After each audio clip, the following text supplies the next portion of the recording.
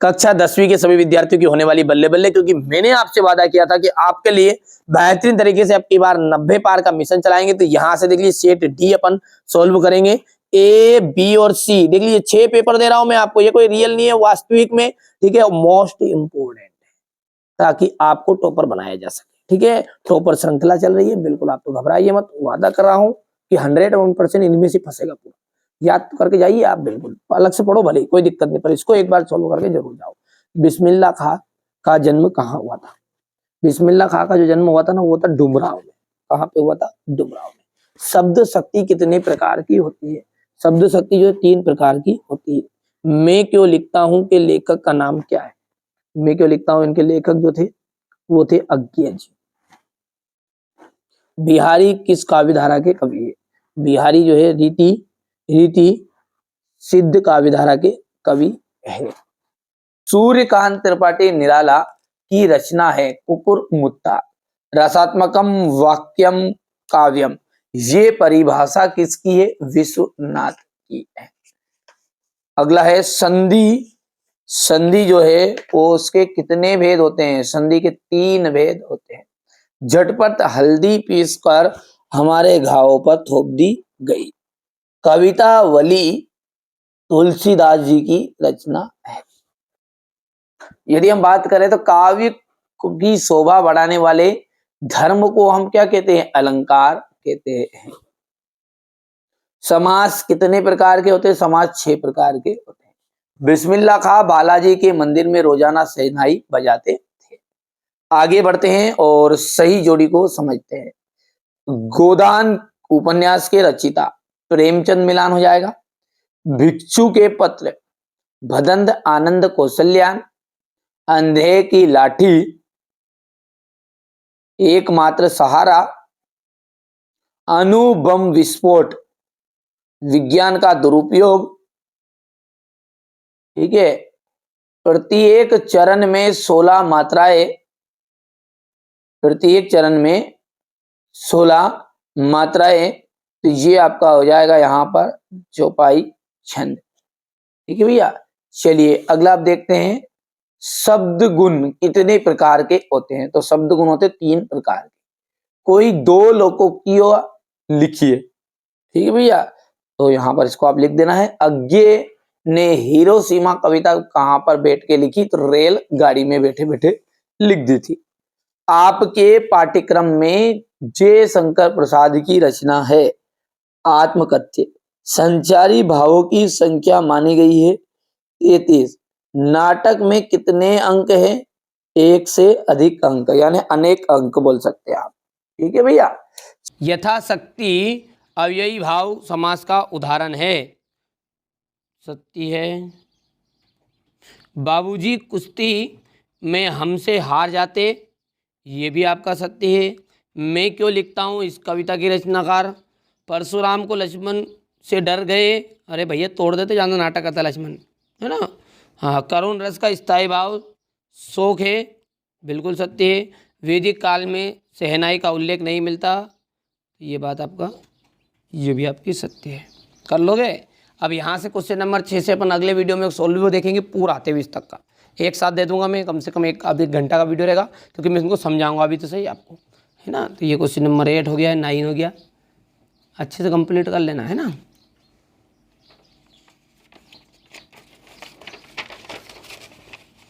ये question number 10 है। यहाँ से क्वेश्चन नंबर 11, 12 गोपियों के अनुसार राजा का धर्म क्या होना चाहिए? कवि की आग फाल्गुन की सुंदरता से क्यों नहीं हट रही है? यहाँ से देख सकते हैं क्वेश्चन नंबर 15 है, ये 16, 17, ये क्वेश्चन नंबर 18,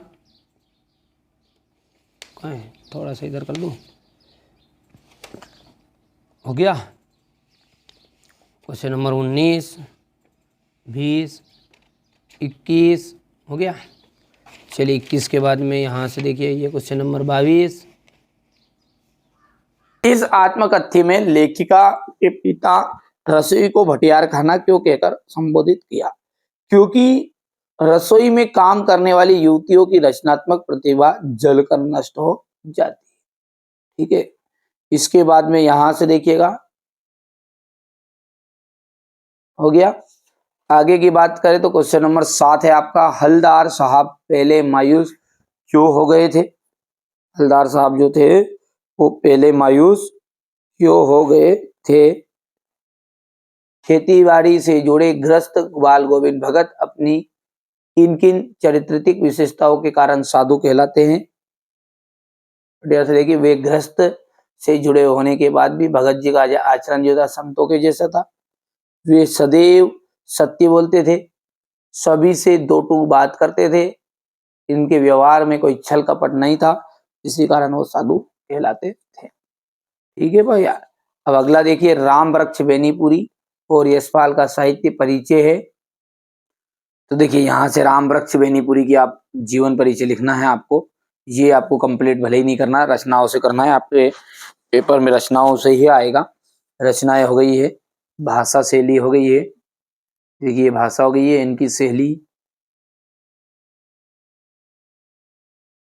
फटाफट स्क्रीनशॉट ले लो आप, है ना। बहुत ही सिंपल लैंग्वेज में मैंने लिखवाया है बच्चों से, जो ठीक है बच्चों को कोचिंग में बताता हूँ ना, वही मैं आपको बताता हूँ, है ना। ये अपनी कोचिंग का रिजल्ट है, जैसा कि आप जानते भी होंगे, पहली बार हो तो नहीं जानते होंगे। ठीक है, ये अपनी कोचिंग का रिजल्ट है, ऑफलाइन कोचिंग का रिजल्ट है। अब की बार 90 पार, यही हमारा टारगेट है। और जिन बच्चों को वास्तव में इस मिशन में शामिल होना है, जुड़ सकता है इस चैनल के साथ में। ठीक है, और दोस्तों को भी जरूर जोड़ दीजिएगा। ठीक है भैया, चलिए आगे बढ़ते हैं। और यशपाल का लिए यहाँ से आप देख लीजिएगा। इसके बाद में ये रचनाएं हो गई है। रचना के बाद में ये भाषा। बढ़िया से आप फटाफट से नोट से तैयार कर लेना, स्क्रीनशॉट लेकर ये। ठीक है, और कंप्लीट कर लेना है। और आगे आप आगे आपकी मर्जी, नहीं करो तो। ठीक है, ये साहित्य में स्थान हो गया इतना। चलिए, तो यहाँ से अपन क्वेश्चन नंबर अब आगे बढ़ते हैं। और क्वेश्चन नंबर जो 9 है उसमें देख लीजिएगा, आपको ये मुहावरा है। ठीक है, और नीचे समास है विद्यालय में। ठीक है, क्वेश्चन नंबर 10 ये इसका अथवा है।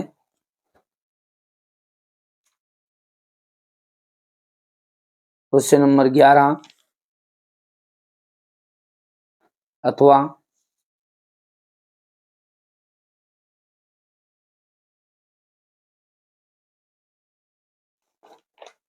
क्वेश्चन नंबर 11 के बाद में क्वेश्चन नंबर 12 जो है ना, तो देखिए तुलसीदास जी का और सूरदास जी का जीवन परिचय से पूछ रहा है। 2 रचनाएं पूछी है, भाव पक्ष और कला पक्ष पूछता है ना। तो यहाँ से देख लीजिएगा, ये आपका रचनाएं भाव पक्ष हो गया, ये देख लीजिएगा। कला पक्ष, बढ़िया से स्क्रीनशॉट ले लो फटाफट फटाफट, है ना। अच्छे से कंप्लीट करना है, हमारा उद्देश्य यही है कि आप अच्छे अंक प्राप्त करो। ये हो गई शैली और भाषा शैली में से, और साहित्य में स्थान। ठीक है, इसके बाद में है आपका सूरदास जी का भी है। ठीक है, ये हो गई रचनाएं, भाव पक्ष, कला पक्ष, साहित्य में स्थान। ठीक है, बढ़िया से मैंने कहा ना, बच्चे टॉपर जो बच्चे बनना चाहते हैं वास्तव में, ठीक है, तो ये चीजें जो बता रहा हूँ उनको आप अच्छे से कंप्लीट कर लो। बाकी आपको ज्यादा चीजें फालतू चीज पढ़ने की जरूरत भी नहीं है, और समय है भी नहीं पढ़ने का। क्वेश्चन नंबर ये 13 है, ये इसका अथवा। क्वेश्चन नंबर 14, यहाँ से देखिए, उज्जवल गाथा कैसे गाऊं मधुर चांदनी रातों की। ठीक है, इसके बाद में यहाँ पर देख लीजिएगा, ये 2 प्रश्न बच्चों ने नहीं लिखे, आप इनको कंप्लीट कर लेना है। ठीक है, आचार्य विश्वनाथ के अनुसार काव्य की परिभाषा हो गई, और वात्सल्य रस का, ये मिल जाएंगे। बच्चे ने नहीं लिख पाया तो नोट्स में बाकी प्रोवाइड करा दूंगा यदि आप कहोगे तो भी। छंद किसे कहते हैं। ठीक है, इसके बाद में ये अन्योक्ति अलंकार की परिभाषा है। फिर इसके बाद में क्वेश्चन नंबर ये 16 के बाद में ये 17 है आपका, संस्य स्मरण और रेखा चित्र में अंतर। बाकी बड़ा करना है, वैसे मैंने इसको डाल भी रखा है, जैसे आप सर्च करोगे ना रेखा चित्र संस्य स्मरण में, अंतर तो बड़े अंतर आ जाएंगे, 4 अंतर वो करना है आपको, है ना, 2 नहीं, है ना। यहां से देखिएगा, हो गया क्वेश्चन नंबर 17। अब 18वां जो क्वेश्चन है उसको आप पहले तो स्क्रीनशॉट के माध्यम से आप इसको ले लीजिए। ये देखिए यहाँ से आपका क्वेश्चन नंबर ये 18 है, ये बढ़िया से देख लो। ये क्वेश्चन नंबर 19 रहेगा और ये क्वेश्चन नंबर 20, ये क्वेश्चन नंबर 21, ठीक है। 21 के बाद में आपका रहेगा यहाँ से क्वेश्चन नंबर ये 22 है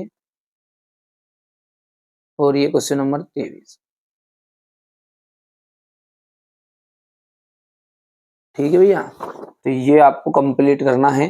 तो ये क्वेश्चन नंबर 18 यहाँ से हो गया आपका।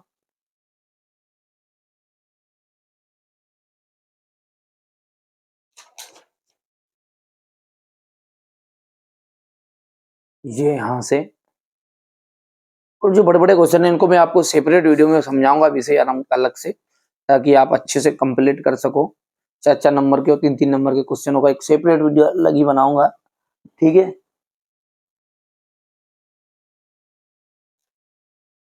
ये यहाँ से संवाद है,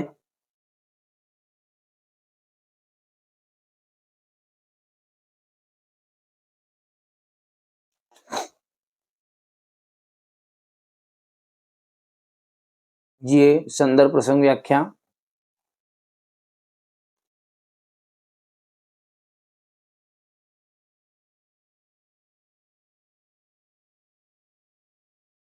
आप तो बढ़िया से कंप्लीट करना है ना। ये यहाँ से है व्याख्या,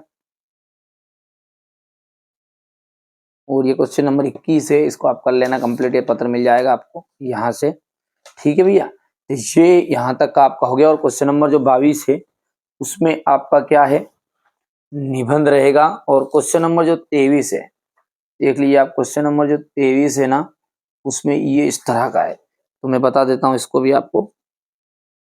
ये थोड़ा सा बच्चों ने नहीं लिखा है इसलिए दिक्कत आ रही है, नहीं तो पूरा सॉल्यूशन